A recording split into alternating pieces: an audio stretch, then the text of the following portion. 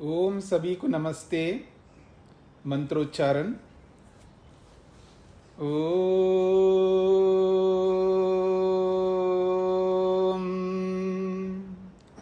सहनाववतु सहनौ भुनक्तु सह वीर्यं करवावहै तेजस्विनावधीतमस्तु मा विद्विषावहै।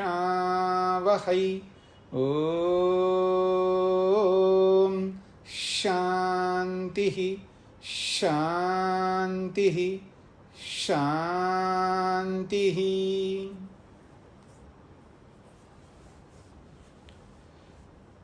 योग दर्शन की 38वीं कक्षा है। समाधिपाद के 13वें और 14वें सूत्र को लेकर के हम विचार कर रहे हैं। विषय है अभ्यास।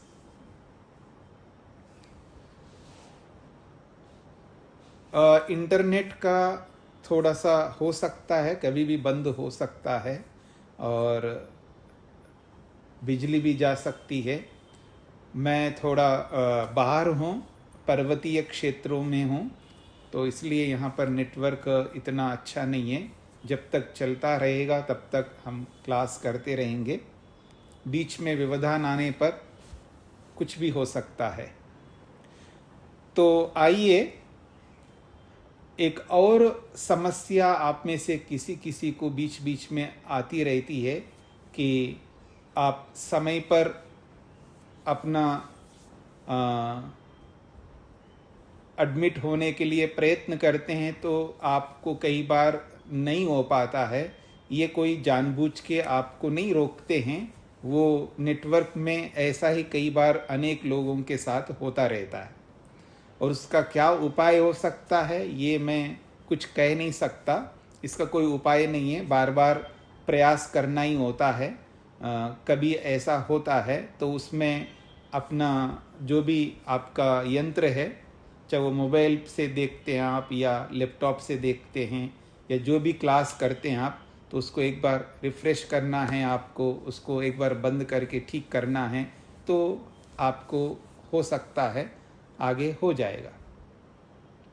तो कई बार नेटवर्क प्रॉब्लम से भी होता है, या कई बार उसको बंद करके ऑफ करके फिर उसको फिर नया आप ला करके फिर एक बार करते हैं तो हो जाएगा। जो भी मेरी बात को सुन रहे हैं वो लोग इससे चिंतित ना रहें। किसी कारण से नहीं हो पाता है, जुड़ नहीं पाते हैं, तो उसको चिंता का विषय ना बना करके जो रिकॉर्डिंग होता ही है वो आप शांति से सुन सकते हैं। परंतु कभी कभी ये यंत्र के कारण से होता रहता है, नेटवर्क के कारण से कहीं आईडी चेंज हो जाता है कई बार व्यक्ति का, या आईडी पुरानी आ जाती है, कहीं ना कहीं कुछ ना कुछ समस्या होती रहती है। तो आइए हम आगे बढ़ते हैं। मधु जी को क्या पूछना है?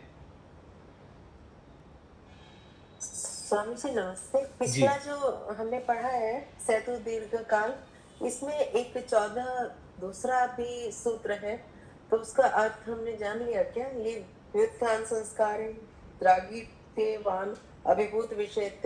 ये सूत्र नहीं है तो भाष्य चल रहा है ना, अभी तो चलेगा वो। अच्छा, अभी यही वाला चलेगा? जी हाँ जी, धन्यवाद। नमस्ते सर, ये पूछना था। जी जी। तो आइए, विषय हमारा अभ्यास का है। मन की एकाग्रता के लिए यत्न करना, प्रयत्न करना, उद्यम करना, उत्साहित रहना, ये प्रयत्न का स्वरूप है। अब इस प्रयत्न को दीर्घ काल तक करते रहना है, निरंतर करते रहना है और सत्कार पूर्वक करते रहना है। तब जाकर के हमारा वो अभ्यास दृढ़ बन जाता है। किसका अभ्यास किया है? जो दृढ़ बनेगा, अभ्यास तो हमें बहुत करना होता है। योग के क्षेत्र में बहुत सारे विषय हैं जिनका हमें प्रयत्न पूर्वक अभ्यास निरंतर करते रहना होगा। जो भी हम क्रिया करते हैं उस क्रिया को मन की एकाग्रता को बनाए रखने के लिए करना है, मन को प्रसन्न करने के लिए करना है, मन को शांत करने के लिए, मन को ईश्वर में लगाने के लिए, ध्यान करने के लिए, समाधि लगाने के लिए, प्रत्येक क्रिया को, जो भी कर्म हम करते हैं उन सारे कर्मों को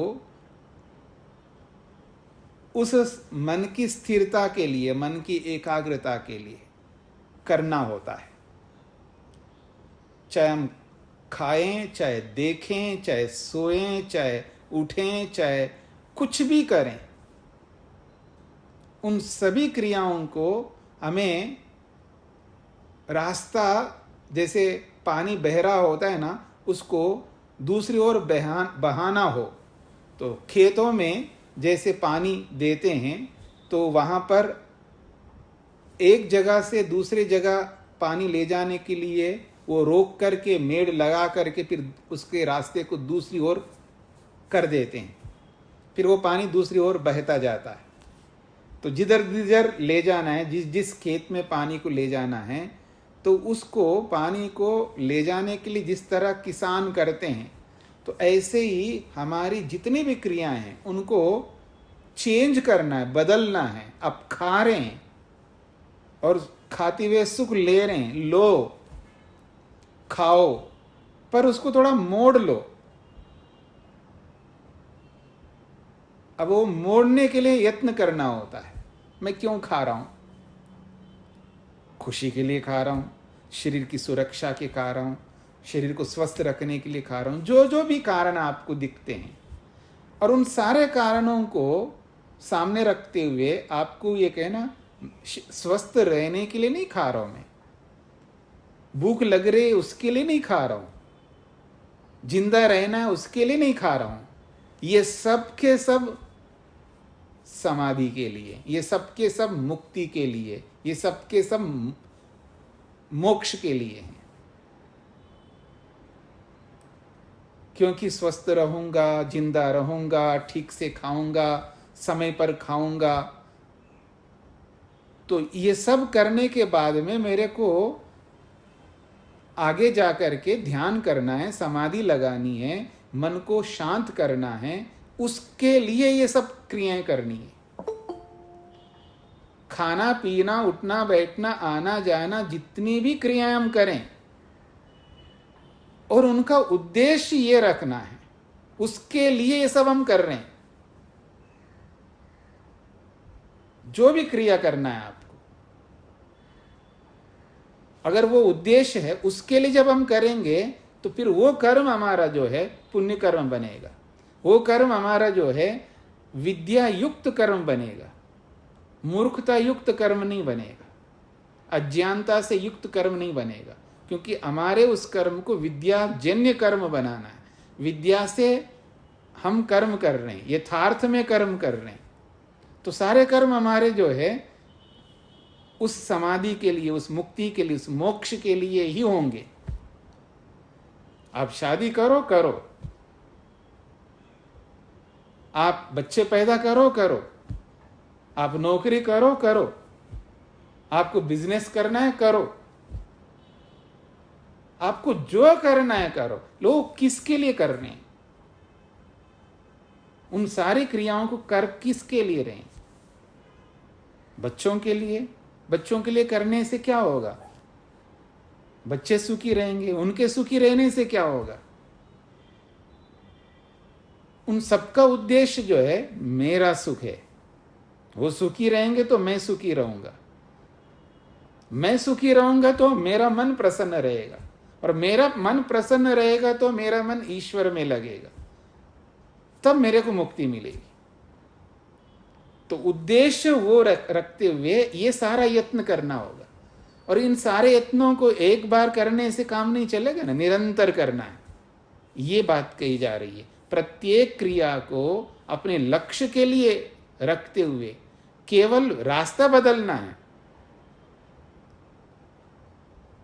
बहुत अच्छा लग रहा है, मैं इसको देख रहा हूं तो आनंद ले रहा हूं देख करके, परिदृश्य का लिया, बस हो गया।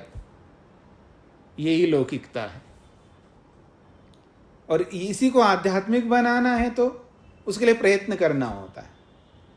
तो मैं देख रहा हूं, अच्छा लग रहा है, तो ये जो अच्छा लग रहा है, इस अच्छे लगने से मेरे को मिलेगा क्या?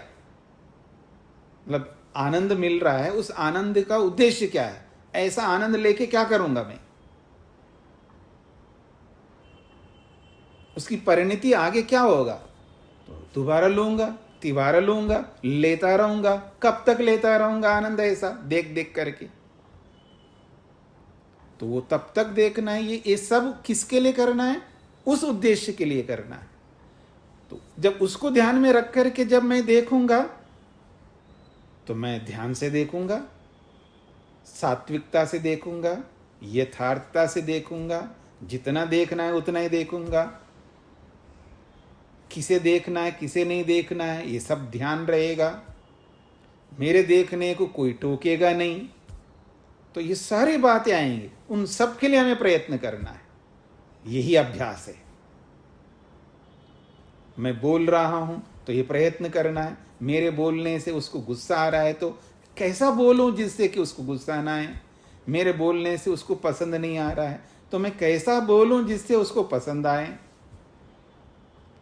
मेरे सामने आते ही इसको द्वेष पैदा हो रहा है, मैं कैसा करूं मेरे सामने जाने से उसको द्वेष ना आए। ये सब हम कर सकते हैं। यही तो प्रयत्न है। तो इन सारे प्रयत्नों को ध्यान में रखते हुए यहां पर बोला जा रहा है, दीर्घ काल आसेविता, लंबे काल तक हमें इनका सेवन करना है। जो जो कर्म हमको मुक्ति के लिए करना है वो लंबे काल तक करना है। और निरंतर आसेविता, निरंतर करते जाना है, बिना नागे के करना है। जो जो मुक्ति के लिए साधन बताए हैं, जो जो उपाय बताए हैं, जो जो क्रियाएं हैं जो मुक्ति को प्राप्त करने के लिए, अथवा मैं ये कहूं मन की एकाग्रता को पाने के लिए, समाधि लगाने के लिए, उन सारे उन उपायों को, उन कर्मों को दीर्घ काल तक निरंतर बिना नागे के ये करते हुए हमें आगे बढ़ना है। तो अगली बात कहिए, सत्कार पूर्वक करना है। अब वो सत्कार क्या है उसको खोलते हुए यहां पर 4 बातें कही है सत्कार से। सत्कार पूर्वक यानी लंबे काल तक करना है, निरंतर करना है और सत्कार पूर्वक करना है। तो वो सत्कार क्या है? तो सत्कार के 4 विषय बताएं। एक है तपस्या, एक है ब्रह्मचर्य, एक है विद्या और एक है श्रद्धा। तो कहा तपसा, ब्रह्मचर्येण, विद्यया, श्रद्धया। तपस्या से और ब्रह्मचर्य से, विद्या से, श्रद्धा से, ये जो अभ्यास हम करेंगे दीर्घ काल तक कर रहे हैं और निरंतर भी कर रहे हैं, लेकिन उस दीर्घ काल तक करते हुए अभ्यास में, निरंतर करते हुए अभ्यास में तपस्या नहीं है तो व्यर्थ हो जाएगा हमारा। व्यर्थ का मतलब मन की एकाग्रता नहीं बन पाएगी, तपस्या नहीं है तो। और ब्रह्मचर्य नहीं है तो भी नहीं होगा। विद्या नहीं है, उसके साथ में यथार्थता, विवेक नहीं है तो भी व्यर्थ हो जाएगा। और श्रद्धा नहीं है तो भी व्यर्थ हो जाएगा। अब व्यर्थ का अभिप्राय समझने का प्रयत्न करिएगा।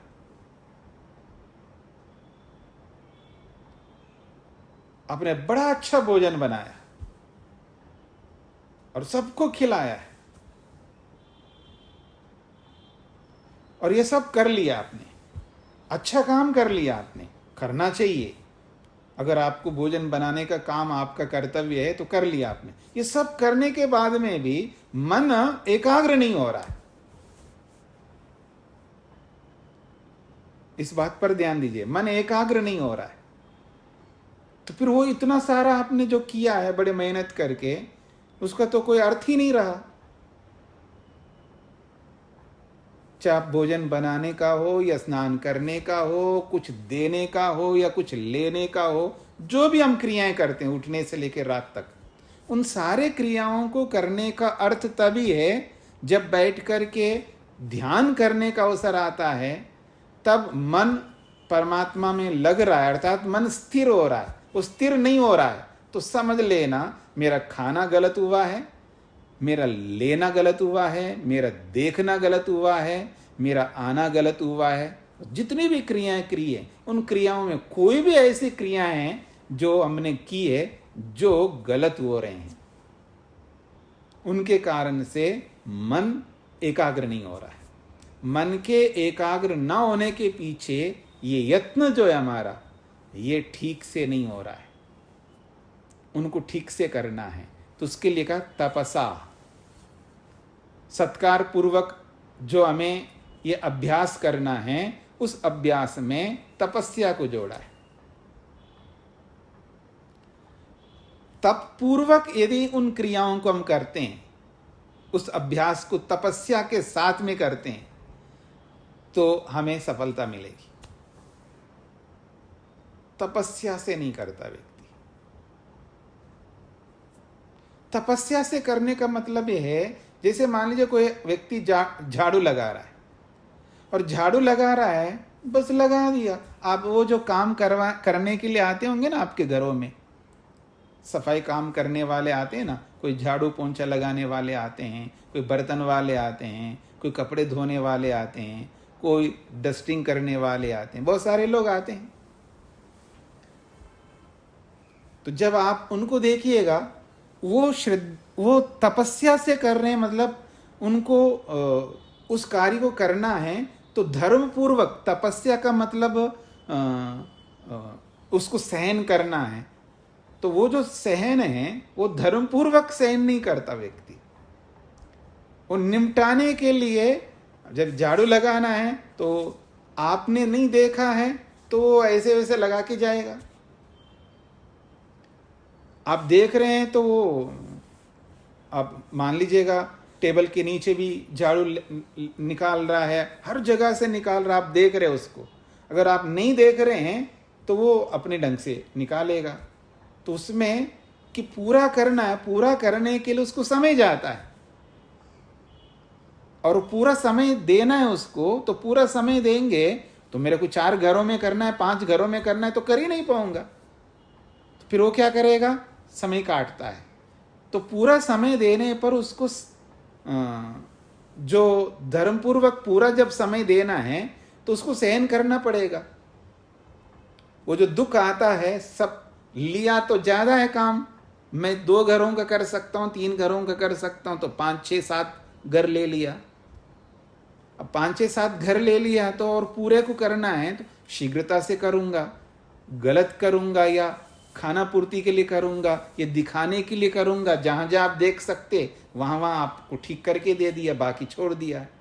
और पूरा करूंगा तो मेरे को सहन करना पड़ेगा। क्या सहन करना पड़ेगा, मैं 3 जगह कर सकता हूं तो जो 6 जगह 7 जगह किया है वो सब छोड़ना पड़ेगा। उसको छोड़ूंगा तो दुख मिलेगा। काय को दुख मिलेगा, पैसे कम मिलेंगे। पैसे कम मिलेंगे तो मेरी इच्छाएं जो है उनकी पूर्ति नहीं होगी।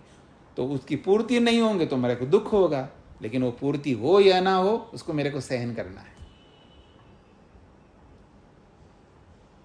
तो ये जो एक उदाहरण दे रहा हूं मैं, ये केवल कर्मचारी की बात नहीं हो रही है, ये हम सब लोगों के अपने अपने क्षेत्र में, अपने अपने कर्तव्यों के क्षेत्र में हम देखेंगे। जिस किसी भी कर्तव्य को हम कर रहे हैं, हम तप पूर्वक नहीं करते हैं, धर्म पूर्वक नहीं करते हैं। वहां पर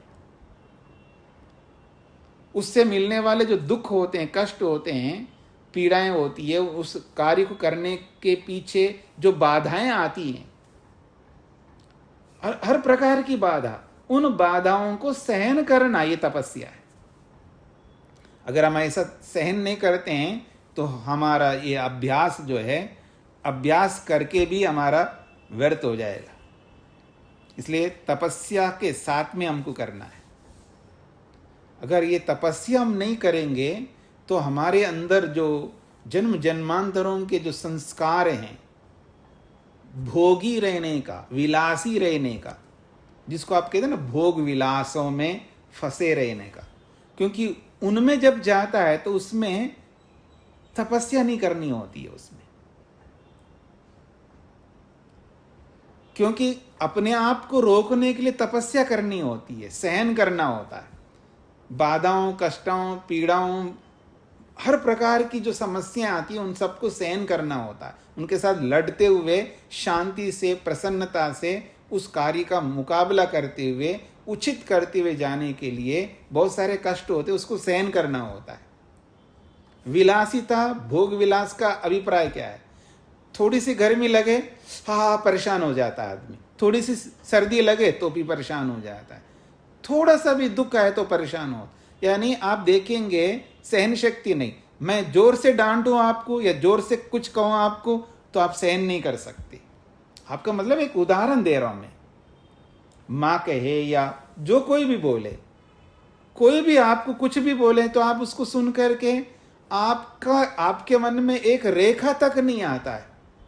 बोला है तो बोला है, स्वतंत्र है बोलने वाला, क्यों बोला, मेरे को क्यों बोला, ये वो इतनी वृत्तियां बनाता है व्यक्ति किसी के बोलने पर। उनको सुनकर के सहन करने का अभिप्राय है उसको बस सुनो और उसके बारे में कोई वृत्ति नहीं बनाना। ठीक है, उनका बोलने का अधिकार है, बोल सकते हैं, वो कोई भी हो, ABCD, यही सहन करना, ये नहीं आता है हमको। तो ऐसे आप हर विषय में देख सकते हैं। तपस्या जो है इतना आसान नहीं है, लेकिन अगर करने लगेगा समझ करके तो बहुत आसानी से हम सबको झेलते हुए, सबके साथ हम जुड़ते हुए, जो जो जहाँ जहाँ हमको कष्ट आते हैं, पीड़ाएं होती है, दुख आते हैं, मुसीबतें आती हैं, उन सबको सहर्ष सहन करते हुए हम आगे बढ़ सकते हैं। साथ में धर्म को जोड़ना होगा, अधर्म को जोड़ेंगे तो नहीं कर सकेंगे। तो इन सब बातों के लिए तपस्या की बात कही जा रही है कि जो जो मन की एकाग्रता करने के लिए जो जो कार्य है, जो जो कृत्य है, उन सब को हम तप पूर्वक करें। जन्म जन्मांतरों का जो संस्कार है, भोग विलासी बने रहना, वो इतना आसान से नहीं छूटता। उन सबको त्याग करना पड़ता है, छोड़ना पड़ता है, रोकना पड़ता है, तब बड़ा कष्ट होता है। उन भोगों से दूर होते ही तुरंत कष्ट होता है, पीड़ा होती है, समस्या आती है, बेचैन होता है व्यक्ति। तो उन सबको सहन करना होता है, सहन करते हुए हमको आगे बढ़ना होता है। उदाहरण के लिए कि मान लीजिएगा माँ है, उसको भूख लग रही है और बाकी सब लोग घर के सदस्यों को भूख लग रही है, सबने उसी समय खाया, अगला भोजन जब आएगा तो उस समय सबको भूख लग रही है, उनको भी भूख लग रही है, लेकिन माँ जो है उस भूख को सहन कर रही होती है, पहले सबको खिला रही होती है। कष्ट उसको भी हो रहा है, भूख तो उनको भी लग रही है, बाकी लोगों को भी लग रही है, बाकी लोग रुक नहीं पा रहे हैं, रोक नहीं पा रहे हैं अपने आप को, जल्दी लाओ, खाने ले आओ, मेरे को ये ले आओ, वो पता नहीं, ऐसे से जब देरी होती है तो परेशान होता रहता है ना व्यक्ति। तो सारे परेशान होते रहे, तो उनके परेशानियों को दूर करने के लिए माँ लगी हुई है, सबको खिला रही है, लेकिन परेशानी उसको भी हो रही है, लेकिन उसको सहन करती है और सहन करते हुए सबका काम कर रही है। तो जैसे उनको खिलाने के लिए जैसे सहन करती है, एक उदाहरण है। तो ऐसे ही मुक्ति के लिए जो जो उपाय हैं, उन उपायों को करते हुए भी कष्ट आते हैं, समस्या आती है, बाधाएं आती है, उनको भी वैसा ही सहन करना जैसे इन चीज़ों के लिए करते हैं। हम दुनियादारी के लिए तो बहुत सहन करते हैं, लेकिन अपने लिए, मुक्ति के लिए, मोक्ष के लिए, समाधि के लिए जो बाधाएं आती हैं, जो कष्ट आते हैं, पीड़ाएं आती है, समस्याएं होती है, मुसीबतें आती है उनको हम सहन नहीं कर सकते, उसके लिए हम तप नहीं करते। तो तपस्या पूर्वक हमें यत्न करना है। और ब्रह्मचर्येन, ब्रह्मचर्य का अर्थ है रज और वीर की रक्षा करते हुए, संयम रहते हुए। ब्रह्मचर्य के बिना हम योग को पूरा नहीं कर सकते, अर्थात मन की स्थिरता नहीं आ सकती है बिना ब्रह्मचर्य के पालन के। ये याद रखिएगा, किसी भी आश्रम में रहने वाले हों, सब आश्रम वालों के लिए ब्रह्मचर्य का पालन करना, रजवीर की रक्षा करना अनिवार्य नियम है। अब जो गृहस्थी है उसको भी ब्रह्मचर्य का पालन करना है। तो संतानोत्पत्ति करेंगे तो ब्रह्मचर्य का पालन नहीं हुआ, ऐसा कोई समझ सकता तो गलत समझ रहा है। संतानोत्पत्ति के लिए ही प्रयोग करना होता है, और संतानोत्पत्ति नहीं है तो उसको बंद करना होता है। इसी को ब्रह्मचर्य कहते हैं। इसलिए शास्त्र कहता है गृहस्थ ब्रह्मचारी, उसको गृहस्थ ब्रह्मचारी कहते हैं। बिना ब्रह्मचर्य के समाधि नहीं लग सकती, बिना ब्रह्मचर्य के मन की एकाग्रता नहीं प्राप्त होती है। ब्रह्मचर्य के बिना आगे बढ़ ही नहीं सकता कोई भी। तो इस दृष्टिकोण से बहुत संयम रखना होता है। विद्या, जो भी यत्न हम करते हैं वो विद्यापूर्वक करेंगे, अविद्यापूर्वक नहीं। राग से, द्वेष से, मोह से युक्त होकर के हम उन कार्यों को नहीं कर सकते। करेंगे तो हमारा अभ्यास गलत होगा, और उस गलत अभ्यास का परिणाम मन की एकाग्रता कभी नहीं मिलेगी, समाधि कभी नहीं लगेगी, और मुक्ति तो दूर की बात है, वो ख्वाबों में ही रह जाएगी मुक्ति। इस दृष्टिकोण से हमें विद्या से युक्त होकर के हर कार्य को, आपको बेटे को खिलाना है, पति को खिलाना है, या भाई को करना है, चाहे जिस किसी संबंधी के लिए आपको कुछ करना है, तो वहाँ जो भी आप करेंगे, मैं करूँगा, कोई भी करेगा, तो वो विद्यापूर्वक करना होगा। अविद्यापूर्वक करेंगे, मन की एकाग्रता कभी नहीं मिल सकती। ये बात कही जा रही है। और इन सबके साथ में श्रद्धा, चौथी बात कही है, श्रद्धापूर्वक। श्रद्धापूर्वक करना है। आगे बताएंगे, श्रद्धा की परिभाषा करेंगे स्वयं वेदव्यास जी, श्रद्धा किसको कहते हैं। वो कहते हैं, आगे विस्तार से आप समझेंगे, मन में प्रसन्नता रखते हुए उस कार्य को करना होता है। जो भी यत्न कर रहे हैं, उस यत्न को करते हुए, उस प्रयत्न को करते हुए, उस पुरुषार्थ करते हुए मन में प्रसन्नता होनी चाहिए। मन को शांत रखना होगा, प्रसन्न रखना होगा। मन की प्रसन्नता बराबर श्रद्धा है। ये श्रद्धा का एक स्वरूप है, जो महर्षि वेदव्यास कहते हैं। वो आगे आपको स्पष्ट करेंगे। चेतसा संप्रसादा कहा है। आगे जाकर के महर्षि वेदव्यास ने श्रद्धा की परिभाषा करते हुए, श्रद्धा की अलग अलग परिभाषाएं हैं यहाँ पर, वो आपको समझ में आएगा। लेकिन एक परिभाषा उन्होंने की है, चेतसा संप्रसादः, अर्थात मन की प्रसन्नता। चेतसः ये षष्ठी विभक्ति है, और संप्रसाद का अर्थ होता है प्रसन्नता, मन की प्रसन्नता, चित्त की प्रसन्नता। यानी मन को खुश रखते हुए उस यत्न को करना है, उस कर्म को करना है, उस कार्य को करना है। और हर क्रिया को करते हुए मन की प्रसन्नता आवश्यक है। यदि नहीं है तो हमारा अभ्यास व्यर्थ हो जाएगा, मन एकाग्र नहीं हो पाएगा, समाधि नहीं लग पाएगी। हमारा जो रास्ता है, हमारा जो गंतव्य स्थान है, उसको हम तय नहीं कर पाएंगे, आगे बढ़ नहीं पाएंगे, वहीं के वहीं रह जाएंगे, अथवा और पीछे जाएंगे। हाँ, ये बात याद रखिएगा। आदमी जहां खड़ा है, कम से कम वहीं खड़े रहे तो भी बात बन सकती है। आगे बढ़ नहीं पा रहा है, कम से कम वहाँ तो खड़ा है। लेकिन हम लोग इतने विशिष्ट लोग हैं, हम जहाँ खड़े होते हैं ना, तुरंत नीचे आ जाते हैं, तुरंत नीचे आ जाते हैं, फिर चढ़ने लगते हैं, चढ़ने लगते हैं, चढ़ने लगते, चढ़ने लगते। थोड़ी देर चढ़ते हैं, अच्छा लग रहा होता है थोड़ी देर चल करके, फिर तुरंत गिर जाते, वापस नीचे आ जाते हैं। चींटी होती है ना, चींटी, वो कोई स्मूथ वॉल हो, दीवार हो, वो चींटी चढ़ रही होती है बेचारी, वो चींटी है। हमारे जैसे दिमाग तो उसके पास है ही नहीं है। अगर मान लो आदमी को कहे कि ये स्मूथ वॉल है, इसको चढ़ना है, तो दिमाग है उसके पास, ऐसा कुछ यंत्र लाएगा और ला करके, ग्लास पर भी चढ़ना हो ना, ग्लास होता है लंबा, बहुत बड़े बड़े ग्लास होते हैं आजकल जो बनाते हैं ना ग्लास, बाहर से देखेंगे तो दीवार दिखेगा नहीं, ग्लास ग्लास ही दिखता है।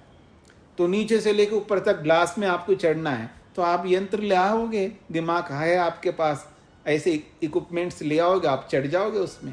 पर चींटी कैसे, उसके पास इतना दिमाग तो है नहीं है, अपने पाँव से ही चढ़ेगा, ये चढ़ेगी, चढ़ती है और धड़ाम से वापस आ जाती है वहीं जहाँ थी।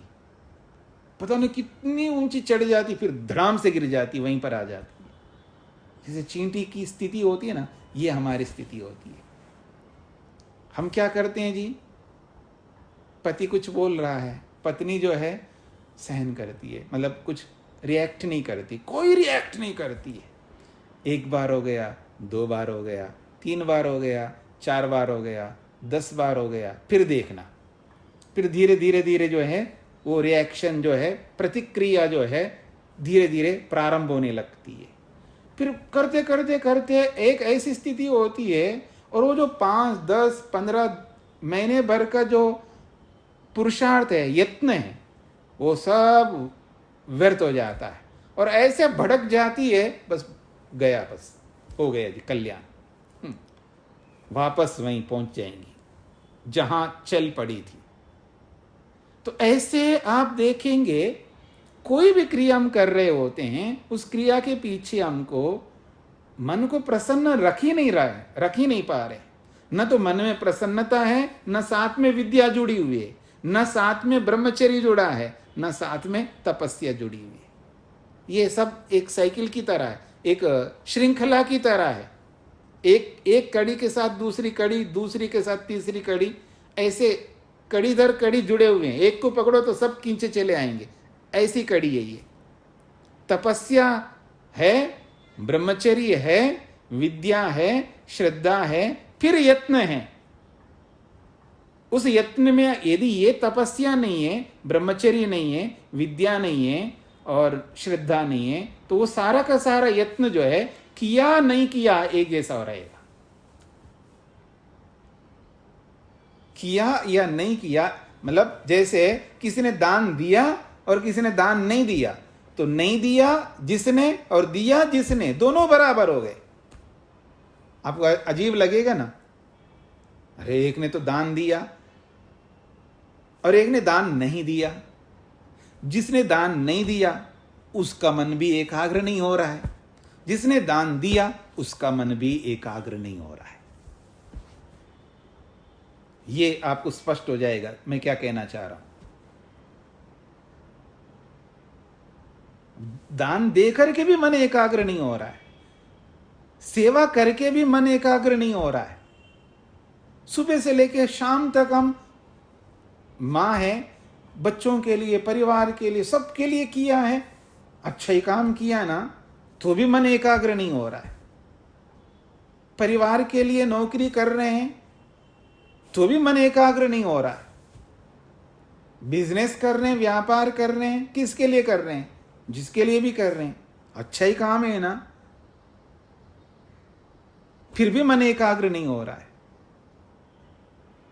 ज्यादा खाया उसके बाद मन एकाग्र नहीं हो रहा है, कम खाया तो भी मन एकाग्र नहीं हो रहा है, ठीक ठाक खाया तो भी मन एकाग्र नहीं हो रहा है। आप स्थितियां देखिएगा, जो गिना रहा हूं, इन सब बातों पर ध्यान दीजिएगा।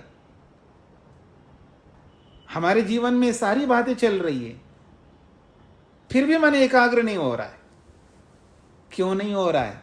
ये सारे कारण हैं, ये जो बताए जा रहे हैं ना, ये सारे कारणों को हमको लगाना होगा। यदि ये कारण नहीं लग रहे हैं तो हम सारे अच्छे काम करते हुए भी वहीं के वहीं रह जाएंगे, वहीं के वहीं रह जाएंगे। अब आप अपने आप को देखिएगा, मैं कोई जा कर के किसी को मार काट नहीं कर रहा हूँ, किसी को थप्पड़ नहीं लगा रहा हूँ, किसी को दुख नहीं दे रहा हूँ, मैं बिल्कुल अपने ढंग से नियम धर्म कर्म में रह रहा हूँ, मैं अच्छा ही आदमी हूँ, मैं बुरा आदमी नहीं हूँ, ऐसा आदमी को लगता है, फिर भी उसका मन एकाग्र नहीं हो रहा। आप देखिएगा, तो इन सब बातों से पता लगता है कि हम राइट वे में, यानी सही ढंग से उचित रास्ता को सीख करके समझ करके नहीं बढ़ रहे हैं। बिना समझ के बिना सीखे अपने आप ऐसे बढ़ते जा रहे हैं, तो ऐसे ही बढ़ते जाएंगे, लेकिन उस स्थिति तक पहुंचेंगे नहीं, एकाग्रता तक पहुंच नहीं पाएंगे, मन को एकाग्र नहीं कर पाएंगे, समाधि नहीं लगा पाएंगे। अगर समाधि लगाना है, मन को एकाग्र बनाना है, तो इन उपायों पर ध्यान देना होगा। हम सारे अच्छे काम करते हुए भी बिना तपस्या के कर रहे हैं, बिना ब्रह्मचर्य के कर रहे हैं, बिना विद्या से कर रहे हैं, बिना श्रद्धा के कर रहे हैं। ये सारे कारणों को जोड़ना होगा हमें। तो जो भी यत्न कर रहे हैं, जो भी मेहनत कर रहे हैं, पुरुषार्थ कर रहे हैं, उस पुरुषार्थ को हमें दीर्घ काल तक, लंबे काल तक करते रहना है, बिना नागे के करते रहना है, क्योंकि ये सब कर्तव्य है मुक्ति के लिए। उसमें नागा नहीं रख सकते, उसमें अवकाश नहीं रख सकते। इस निरंतरता को समझ, नहीं कभी तो अवकाश लेना चाहिए। ये जो दिमाग में जो विकल्प आते रहते हैं ना, ऐसे थोड़ा होता है, कोई तो अवकाश होना चाहिए, कि कभी तो होना चाहिए ना अवकाश। यानी ऐसी बहुत सारी बातें दिमाग में वृत्तियों के रूप में जो आती रहती है, उसका समाधान नहीं होगा ना, तो हम इधर के नहीं रहेंगे ना उधर के रहेंगे, बीच में लटकते रहेंगे, और मेरी ये बातें तो बिल्कुल अच्छी नहीं लगेंगी आपको। इसलिए एक तरफ होना है हमको, आपको अवकाश चाहिए, अवकाश चाहिए। अपने सिद्धांत पर पहले क्लियर रहिएगा। जिसके भी दिमाग में ये आता है अवकाश तो कभी तो होना चाहिए, कभी तो अवकाश होना चाहिए, ऐसा आपको लगता है, तो किसका अवकाश आप चाहते हैं? खाने का ले लो, सोने का ले लो, जो जो आपको अवकाश लेना ले लो। ले ही रहे ना आप लोग, अवकाश में तो जी रहे हैं आप। अब मैं एक अवकाश रखता हूं आपके सामने, ये अवकाश लेकर के दिखाइएगा आपको क्या अवकाश लेना है। जैसे अलग अलग विषयों में आप अवकाश लेते हैं ना, तो एक दिन मेरे को ये अवकाश लेकर के दिखाइएगा, आज मैं किसी भी प्रकार का सुख नहीं लूंगा, सुख ना लेने का अवकाश।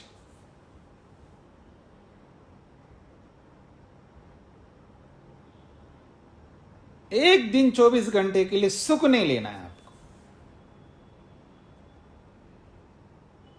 ये दिखाइएगा।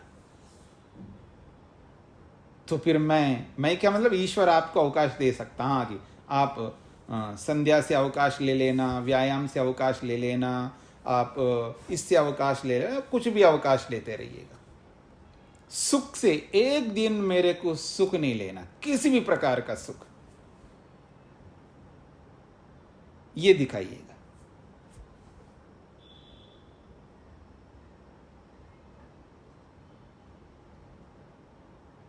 ये आपको समझ में आ रहा है?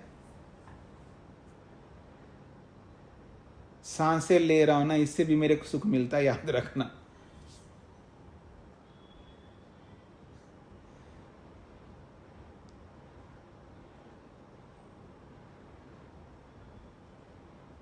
क्योंकि हम एक काम को छोड़ के दूसरे काम करते हैं, दूसरे काम को छोड़ करके तीसरे काम को करते हैं, यानी हम ऐसा करते हैं जिससे हमको सुख मिलता है।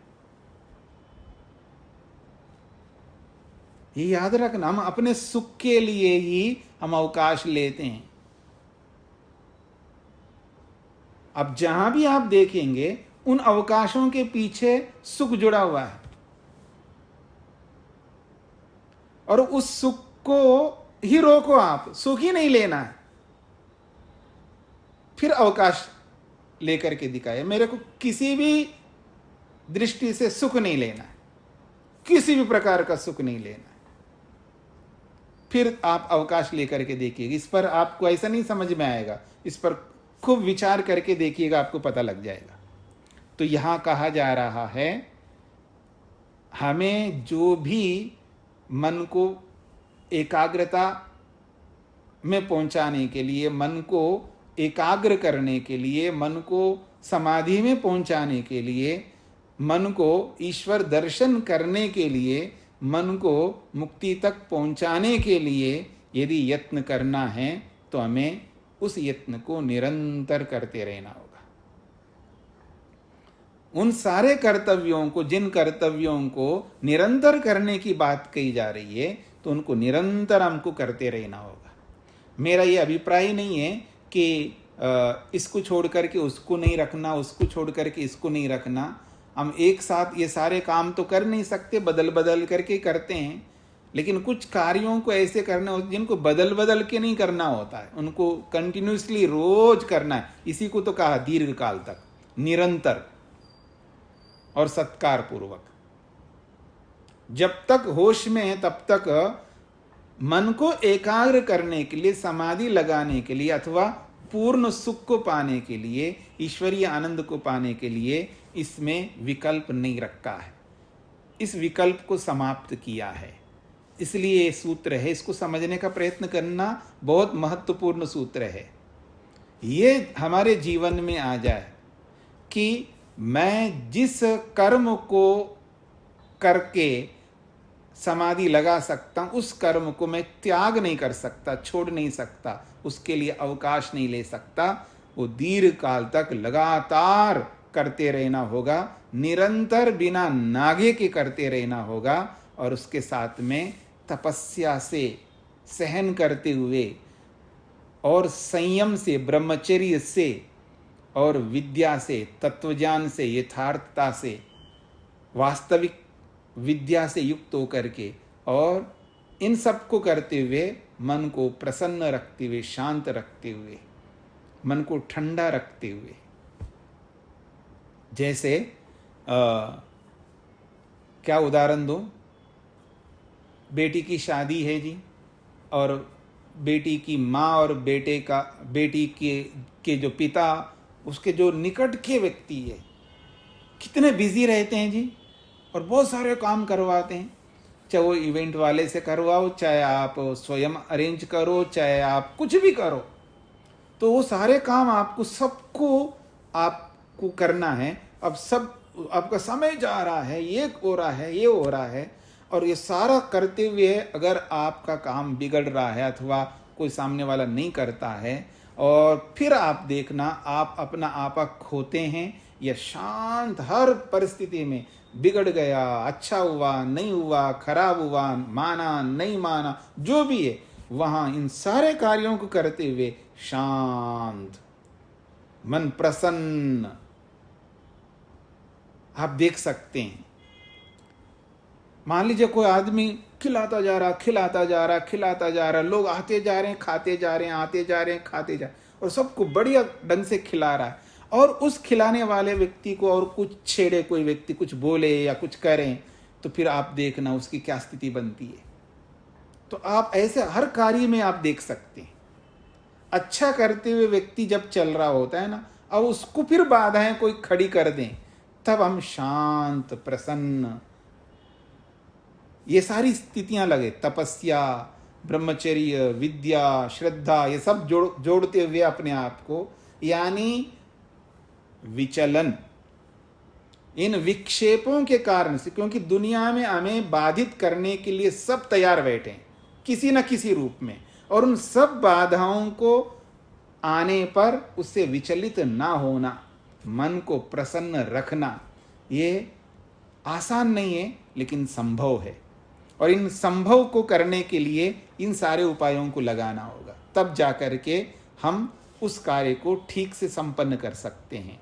तो दीर्घ काल तक निरंतर तपस्या से, ब्रह्मचर्य से, विद्या से और श्रद्धा से करते हुए उस यत्न को दृढ़ बना सकते हैं।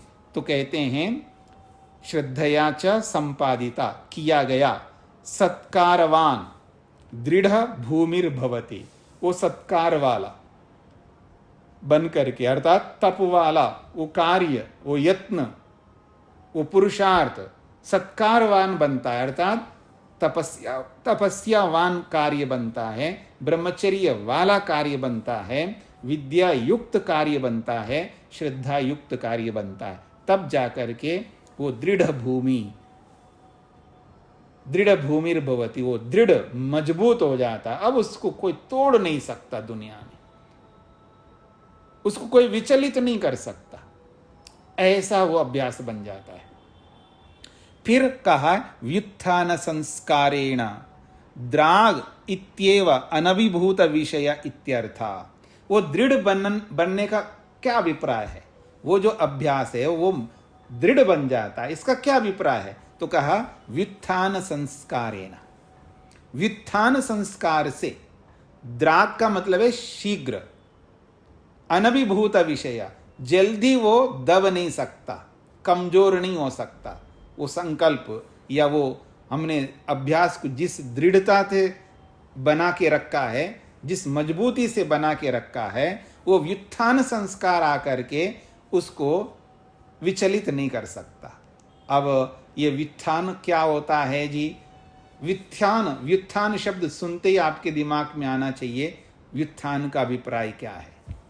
ये आपने चौथे सूत्र में व्युत्थान को विस्तार से पढ़ा था आपने चौथे सूत्र में, इसलिए मैं अब व्युत्थान का अर्थ नहीं बताऊंगा, ये देखना।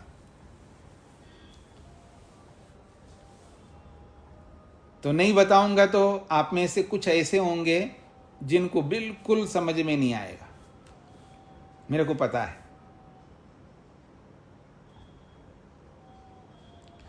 चौथे सूत्र में दो बातें कही हैं, एक समाधि की स्थिति और एक व्युत्थान की स्थिति।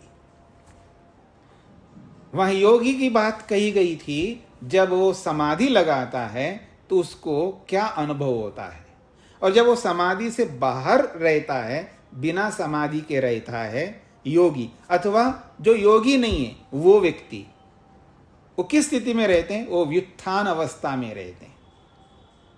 व्युत्थान अवस्था वो है जैसे शरीर और आत्मा दोनों अलग अलग है लेकिन एक ही मानता है, यह व्युत्थान अवस्था है। सांसारिक दशा है, विषय भोगों में पड़े रहना है, भोग विलासी के स्वरूप में अपने जीवन को बिताना। व्युत्थान बहुत व्यापक विषय है जो पीछे बताया गया। तो वो जो भोग विलासता या जो विषय भोग, जो विषय वासना, वो बिल्कुल हमें सताएगी नहीं, उससे हम परेशान नहीं होंगे। वो तृष्णा काम नहीं आएगी, तृष्णा हमें कुछ नहीं बिगाड़ सकती है। तो कहा व्युत्थान संस्कारेण, ये जो सांसारिक जो तृष्णा रूपी विषय भोगी रूपी जो विलासपन है, वो द्राग इत्येव अनभिभूता, वो शीघ्रता से हमें दबा नहीं सकते।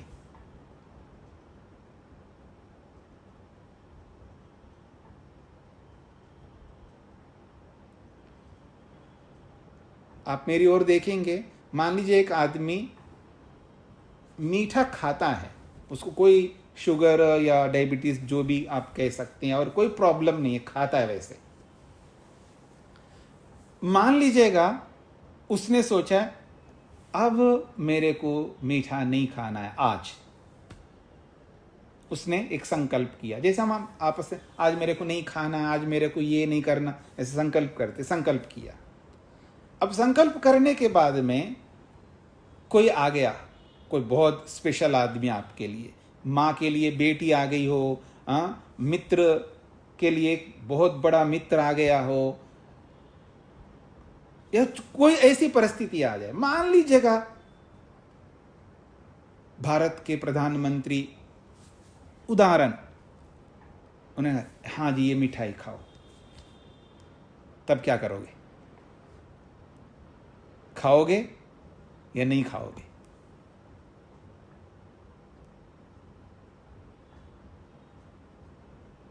वहां पर ये दृढ़ भूमि वहां काम आती है। आपने संकल्प किया और उस संकल्प को निभाना है, और आपके सामने प्रधानमंत्री क्या, राष्ट्रपति क्या, भगवान आकर के भी कहे तो भी आप उस संकल्प को तोड़ नहीं सकते। ऐसा दृढ़ भूमि बंध जो भी हमारा अभ्यास है, उस अभ्यास को ऐसा बनाना होगा कि ऐसा दृढ़ बनता है दुनिया इधर से उधर हो जाए तो आदमी ठस से मस नहीं होगा। ये ऐसा अभ्यास है, ये ऐसा अभ्यास हमको बनाना होगा। और आप तो चाय के लिए अपने आप को बदल देते हो, क्यों जी?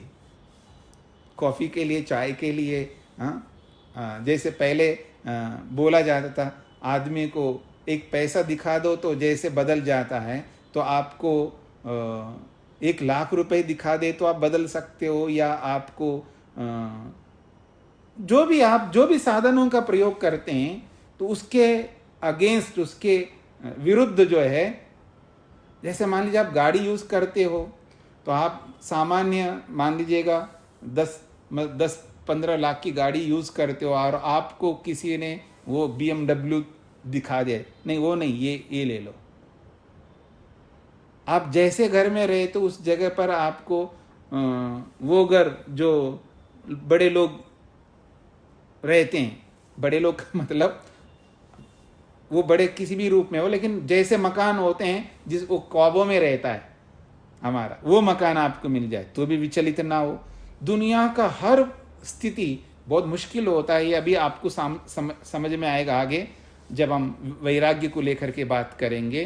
तो कोई भी व्युत्थान संस्कार, कोई भी जो सांसारिकता में व्यक्ति को बनाए रखने के संस्कार, जो मुक्ति से हटाने वाला संस्कार, मुक्ति से दूर करने वाला संस्कार, मुक्ति से दूर रखने वाला कर्म, क्रिया, कला, वो हमें दबा नहीं सकता यदि हमने अपने अभ्यास को ऐसा बना लिया। तो ये कहना चाहते हैं।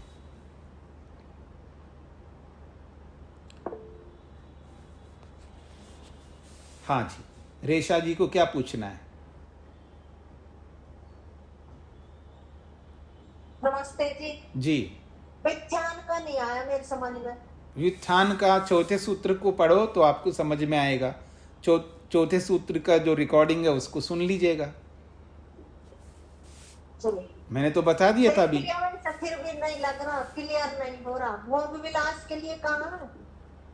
मतलब आपने चौथे सूत्र को दोबारा पढ़ा है आपने? नहीं पढ़ा तो नहीं है, अभी देखा था तो। अभी देखने से नहीं, उसको सुनना होगा ना उस कक्षा को आपको। ठीक है। हाँ हाँ जी, ममता जी को क्या कहना है? जी स्वामी जी नमस्ते। स्वामी जी, द्रागित्वीवान का अर्थ क्या है? द्रागित्व ने तुरंत, शीघ्र। अच्छा ठीक है। और स्वामी जी, सत्कार का अर्थ तपस्या, ब्रह्मचर्य, विद्या, श्रद्धया, ये चारों का सामूहिक नाम सत्कार है। जी जी बिल्कुल। जी जी जी स्वामी जी। अनिल जी। स्वामी जी, मैं बताया ये सत्कारा सेवितो, असेवित शब्द का क्या अर्थ है? किया गया। आसेवित का मतलब जैसे खाना किया, खाना हो गया है तो खादितः, संपादिता, संपन्न किया है, तो वो संपन्नता को बताने के लिए आसेविता शब्द का प्रयोग। संपन्नता, संपन्न कर लिया, पूरा कर लिया, जो भी हिंदी में हम बात करते हैं। तो सत्कारा सेविता का मतलब सत्कार पूर्वक किया गया। दीर्घ काल आसेविता, लंबे काल तक किया गया। निरंतर आसेविता, निरंतर किया गया, ऐसे किया गया, संपादित किया, संपन्न किया, पूरा किया, जो भी शब्द आप हिंदी में बोल सकते, उन शब्दों के लिए ये शब्द आया है। जी धन्यवाद। हाँ जी, सागर जी।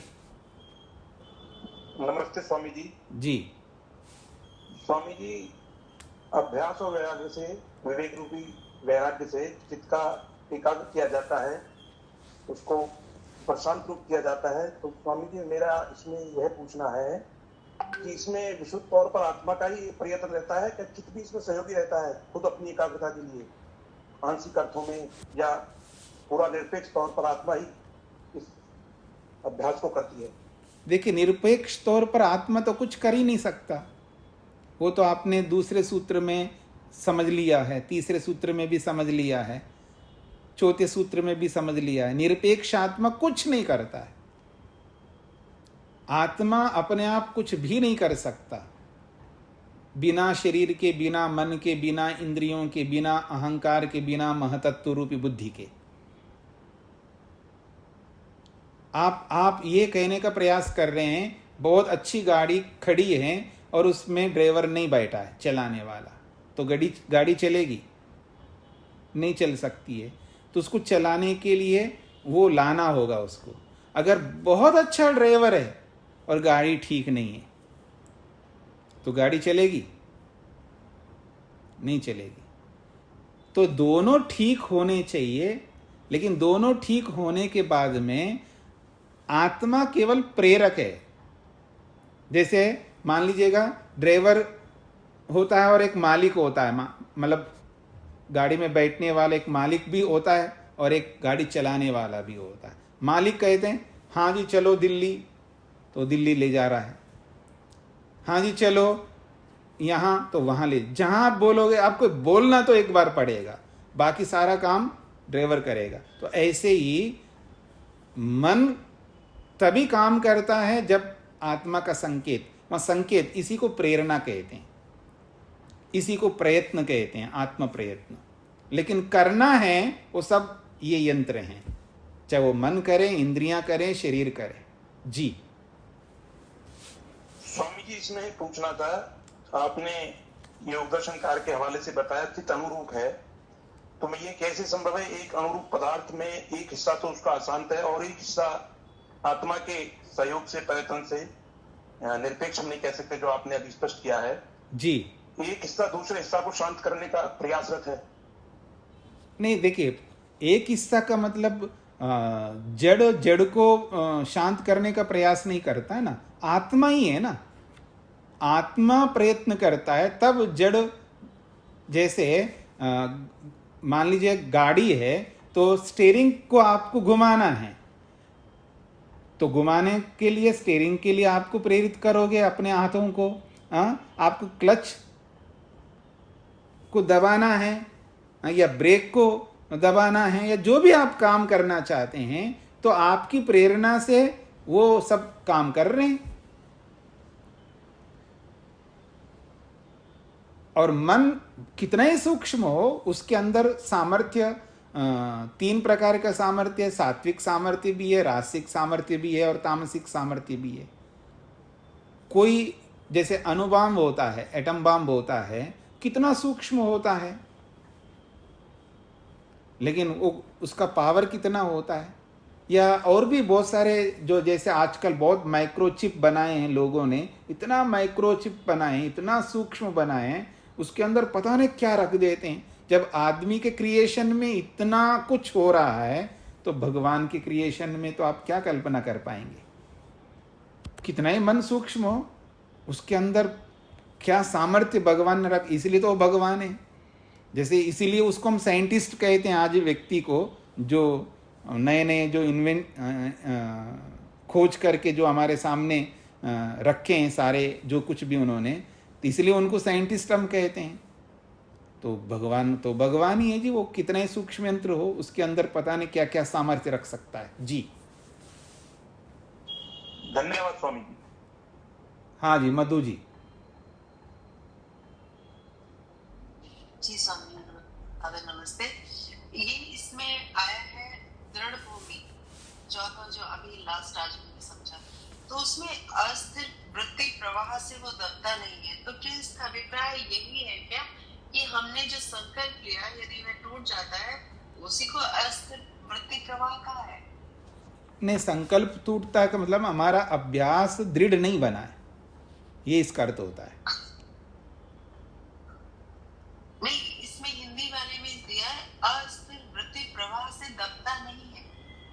वो अस्थिर वृत्ति का मतलब ही ये है, एक तो स्थिर वृत्ति और एक अस्थिर वृत्ति। तो अस्थिर वृत्ति का मतलब व्युत्थान संस्कार को अस्थिर वृत्ति बोला होगा हिंदी वाले ने। क्योंकि सांसारिक जो भी दशा होती है हमारी, वो सब अस्थिर वाली होती है, उसमें किसी में भी स्थिरता नहीं होती है। जी जी, धन्यवाद स्वामी जी। तो इसको यहीं पर विराम देते हैं। ओम शांति शांति शांति।